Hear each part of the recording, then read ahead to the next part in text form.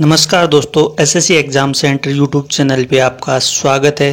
तो चलिए शुरू करते हैं आज की वीडियो हमारी। आज की वीडियो में मैं आपके लिए लेके आया हूँ फाइंड मिसिंग नंबर। इस प्रकार के क्वेश्चन, लुप्त संख्या वाले क्वेश्चन आपकी रेलवे, एसएससी और बैंक के एग्ज़ाम में, हर एग्ज़ाम में पूछे जाते हैं। आपको इस प्रकार का फॉर्मेट दे दिया जाता है और एक जगह पर क्वेश्चन मार्क चिन्ह लगा दिया जाता है और पूछा जाता है कि इस क्वेश्चन मार्क चिन्ह की जगह क्या आएगा। तो इस प्रकार की लुप्त संख्याएं ज्ञात करने के लिए हमें पूछा जाता है। तो आज की वीडियो में हम इससे संबंधित प्रश्न ही देखेंगे कि इनको सरल हल करने का सबसे सरल तरीका कौन सा है और इनको किस प्रकार से हल कर सकते हैं। तो चलिए शुरू करते हैं आज का हमारा वीडियो। शुरू करने से पहले अभी तक आपने हमारे यूट्यूब चैनल को सब्सक्राइब नहीं किया है तो जल्दी से सब्सक्राइब कर ले, साथ ही बेल आइकन को भी दबाएं ताकि आने वाली हर एक वीडियो की नोटिफिकेशन आपको मिलती रहे और आपको फ़ायदा होता रहे। तो चलिए शुरू करते हैं आज की हमारी वीडियो। आज का हमारा पहला क्वेश्चन है विकल्पों में से लुप्त संख्या ज्ञात करो। तो ये हमारा प्रश्न दे रखा है। तो इस प्रकार का प्रश्न दे रखा है तो हमें किस प्रकार इसको सोल्व करना है ये हमें देखते हैं। तो इस प्रकार के प्रश्न को हमें देखते हैं कि या तो ये इस तरफ से सोल्व होगा, यानी कि इस तरफ की संख्याओं को जोड़, गुणा, भाग या जो भी कुछ करके हमें इसको सोल्व करना है, या इस तरफ से सोल्व करना है। तो देखते हैं, जैसे पहले इस तरफ से देखते हैं कि 6 और 5 को जोड़ा तो 11 होते हैं।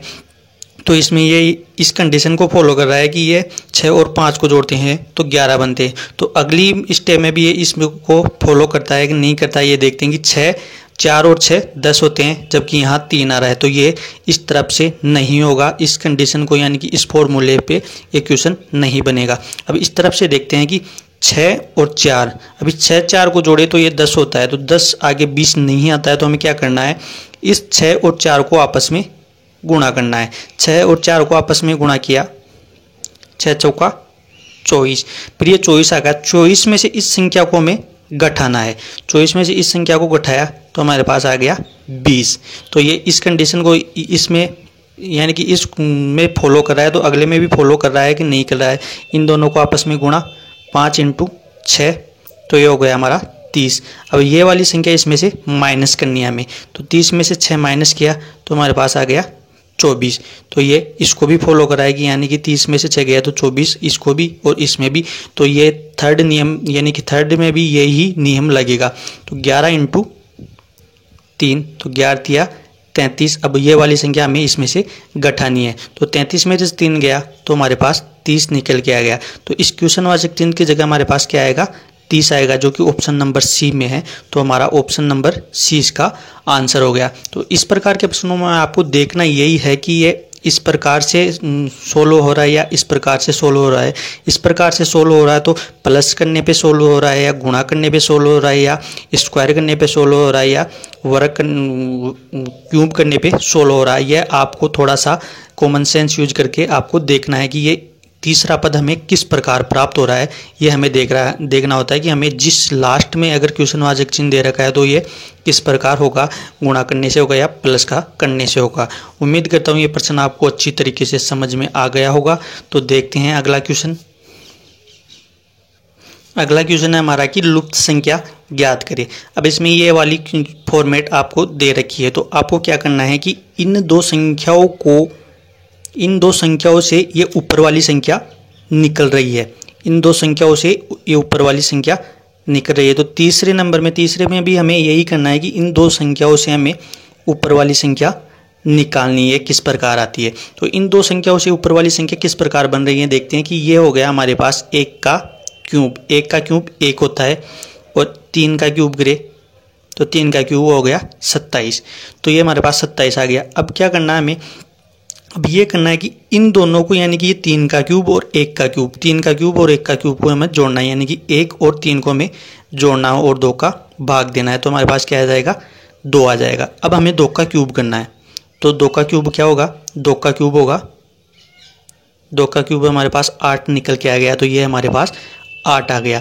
ये कंडीशन अगले वाले में भी फॉलो करती है कि नहीं करती है। अगर फॉलो करती है तो हमारा क्वेश्चन सही होगा, आगे भी यही कंडीशन चलती रहेगी। देखते हैं 8 किसका क्यूब होता है, 8 होता है, 4 का क्यूब होता है हमारे पास, 64 किसका क्यूब होता है, 4 का क्यूब होता है। 4 का क्यूब किया तो 64 हो गया।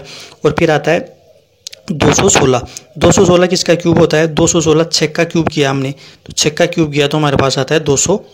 16। अब हमें क्या करना है, इन दोनों संख्याओं को आपस में जोड़ना है।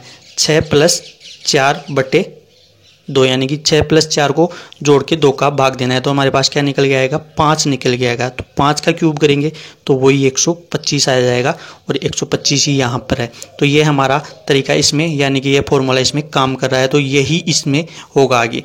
तो अब ये 243 है, ये 243 किसका वर्ग होगा, 243 7 का क्यूब करते हैं हम, तो हमें 243 नहीं 343, तो 7 का क्यूब करते हैं तो हमारे पास आता है 343 और 9 का क्यूब करते हैं हम, 9 का क्यूब करते हैं तो हमारे पास आता है 729।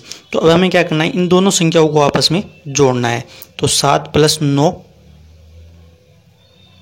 और 2 का भाग देना है। तो ये हमारे पास कितना आ गया, ये हमारे पास निकल के आ गया, ये कितना आया, ये हमारे पास आ गया 16 और फिर 2 का भाग देना है। तो ये हमारे पास आ गया 8। तो अब हमें क्या करना है, वही 8 का क्यूब करना है हमें। तो 8 का क्यूब कितना हुआ है, 8 का क्यूब हो गया 512। तो यहाँ क्वेश्चन मार्क की जगह हमारे पास क्या निकल के आएगा, 512 हमारे पास निकल के आएगा। तो ऑप्शन नंबर डी हमारा आंसर हो गया इसका। तो इसको सिंपली आपको यही देखना है कि इन दोनों से ये संख्या किस प्रकार निकलती है। तो ये तो था इसका एक तरीका। अब हमें इसका दूसरा तरीका और देखते हैं। अब हमें देखना है कि ये हो गया 1 का क्यूब, ये हो गया 2 का क्यूब, 2 का क्यूब 8 हो गया, और ये हो गया 3 का क्यूब। तो हमें इस प्रकार देखना है कि ये संख्या इस प्रकार चल रही है, 1 का क्यूब, 2 का क्यूब, 3 का क्यूब, इसमें भी इस प्रकार ही चलेगी। ये हो गया 4 का क्यूब, ये हो गया 5 का क्यूब, ये हो गया 6 का क्यूब। तो 4 5 6 इस प्रकार इस कंडीशन को भी ये फॉलो कर रहा है, तो इसमें भी यही होगा। ये हो गया आपका 7 का क्यूब, ये हो गया 8 का क्यूब, ये हो गया 9 का क्यूब। तो हम इसमें सिंपल ऐसे भी कर सकते हैं कि 8 का क्यूब हो गया हमारा 512। तो इस फॉर्मूले से भी हम इसको इस तरीके से भी हम इसको सोल्व कर सकते हैं। अब देखते हैं अगला क्वेश्चन। अगला क्वेश्चन दे रहा है कि विकल्पों में से लुप्त अंक ज्ञात करो। अब हमें ये सर्कल दे देगा और इसमें ये संख्या दे देगा और यहाँ से क्वेश्चन मार्क चिन्ह की जगह पूछ लेगा कि यहाँ पे क्या आएगा। तो हमें देखना है कि इसमें पहले की वर्ग बन रहा है या क्यूब बन रहा है या आपस में कौन सी संख्या का गुणा हो रहा है। तो इसमें देखिए कि यहाँ भी हमें यहाँ वर्ग नहीं बन रहा, यहाँ भी वर्ग नहीं बन रहा है, तो यहाँ क्यूब बन रहा है, यहाँ 3 का क्यूब बन रहा है, ये हो गया 343। तो ये हमारा हो गया 7 का क्यूब बन रहा है यहाँ पे, और ये तो सिंपली 1 का क्यूब है। तो अब हमें देखना है कि 1 3 और 7, तो यहाँ पे 5 यानी कि विषम संख्याओं का क्रमागत विषम संख्याएं हैं। तो 1 3 5 7 हो गई। तो 5 का क्यूब हमारे पास आ गया 125। तो इस क्वेश्चन मार्क की जगह हमारे पास कितना निकल के आएगा, 125 निकल के आएगा। तो ऑप्शन नंबर 5 का क्यूब 5 का क्यूब निकालना है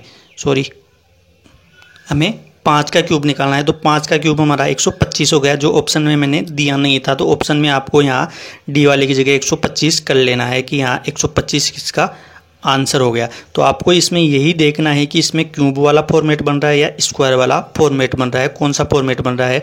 तो हम इसकी सहायता से हल कर सकते हैं। तो इसमें क्यूब वाला फॉर्मेट बन रहा है, वो भी विषम क्रमागत संख्याएं बन रही हैं कि विषम संख्याएं 1 3 5 7 आ रही है। तो यहाँ 1 का क्यूब हो गया, 3 का क्यूब 27 हो गया, 5 का क्यूब 125 हो गया और 7 का क्यूब 343 हो गया। तो यहाँ हमारे क्वेश्चन मार्क की जगह क्या आएगा, 125 निकल के आएगा। तो ये हमारी विषम संख्याएं का क्यूब इसमें बन रहा है। तो उम्मीद करता हूँ ये प्रश्न भी आपको अच्छे तरीके से समझ में आ गया होगा। अगर इस प्रकार का क्वेश्चन अगर एग्जाम में आता है तो आप उसको बिना किए छोड़ोगे नहीं, उसको हल करके ही रहोगे। तो देखते हैं अगला क्वेश्चन।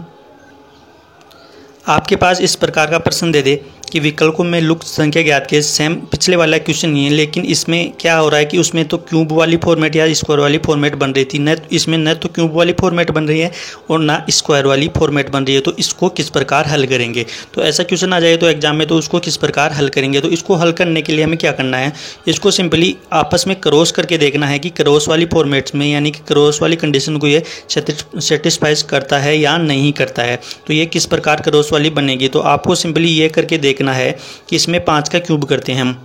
तो 5 का क्यूब किया तो 5 का क्यूब हो गया 125 हो गया। तो अब हमें 130 बनाना है। इसको 130 बनाने के लिए हमें क्या करना पड़ेगा, 125 हो गया 5 का क्यूब। अब हम इसी संख्या को अगर इसमें जोड़ दे इसी संख्या को इसमें जोड़ दिए तो हमारे पास 130 निकल के आ जाएगा, जो कि ये हमारे के इस कंडीशन को फॉलो करता है।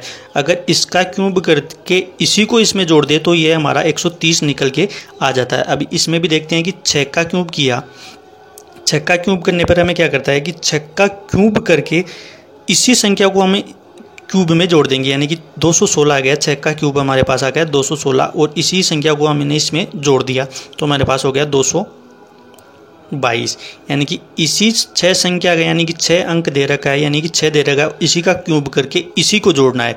तो 6 का क्यूब हो गया 216 और 216 में 6 जोड़ा तो हमारे पास आ गया 222। ऑप्शन नंबर डी आपका आंसर हो गया। तो क्वेश्चन मार्क की जगह हमारे पास क्या आएगा 222, ये इसका आंसर आएगा। तो सिंपली आपको यही करना है कि 5 का क्यूब करके हमें इसी संख्या को इसमें जोड़ना है और इसमें भी यही करना है कि 6 का क्यूब करके इसी संख्या को इसमें जोड़ना है। तो ये हमारा आंसर निकल के आ जाएगा और ये प्रश्न हमारा सोल्व हो जाएगा। उम्मीद करता हूँ ये प्रश्न भी आपको समझ में आ गया होगा और अगर इस प्रकार का प्रश्न आता है तो आप उसे बड़ी आसानी से कर लेंगे। आपको सिंपली देखना यही है कि क्यूब वाली फॉर्मेट बन रही है या स्क्वायर वाली फॉर्मेट बन रही है, कौन सी फॉर्मेट से हमारा क्वेश्चन सोल्व हो रहा है। एक क्वेश्चन और देखते हैं हम। यह हमारा क्वेश्चन है कि विकल्पों में से लुप्त संख्या ज्ञात कीजिए। जैसा कि मैंने पहला क्वेश्चन बताया था कि इस प्रकार वाले प्रश्न या तो इस टाइप से सोल्व होते हैं, इससे इस तरफ से, या यहाँ से इस तरफ से सोल्व होते हैं। तो हमें इसको किस तरफ से सोल्व करते हैं, हम पहले नीचे से ऊपर सोल्व करके देखते हैं कि हमें क्या करना है। अगर इन दोनों संख्याओं को गुना करते हैं तो 520, 20 और में 2 जोड़ते हैं, 20 और 2 12, तो ये संख्या हमारे पास 18 नहीं आती है। तो हमें क्या करना है, हम क्या करते हैं कि इन दोनों संख्याओं को आपस में जोड़ते हैं।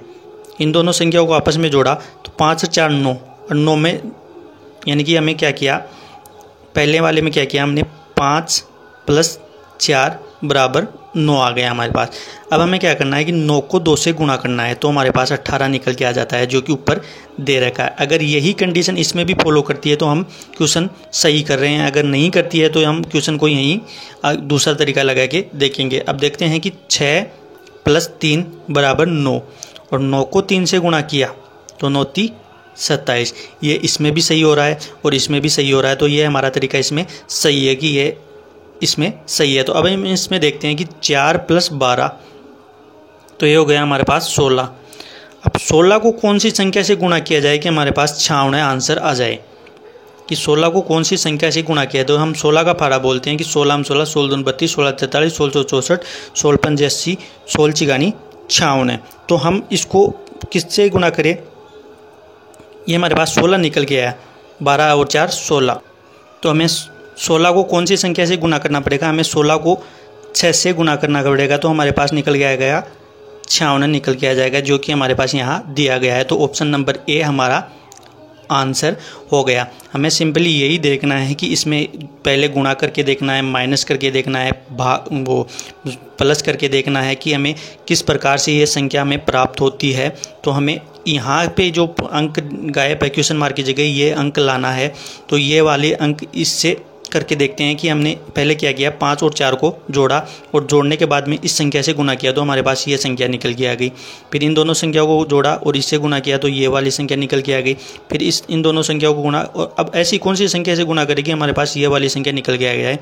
तो 16 को 6 से गुणा किया तो हमारे पास 96 ऑप्शन निकल के आ गया, जो कि हमारा आंसर सही है। तो आपको क्वेश्चन कैसे लगे कमेंट बॉक्स में कमेंट करके ज़रूर बताएगा।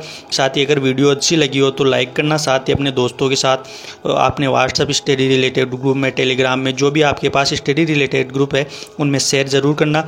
और अभी तक आपने हमारे चैनल को सब्सक्राइब नहीं किया है तो जल्दी से सब्सक्राइब करना, ताकि ऐसी ही मैथ की आपको वीडियो मिलती रहे और आपको फ़ायदा होता रहे। तो धन्यवाद दोस्तों।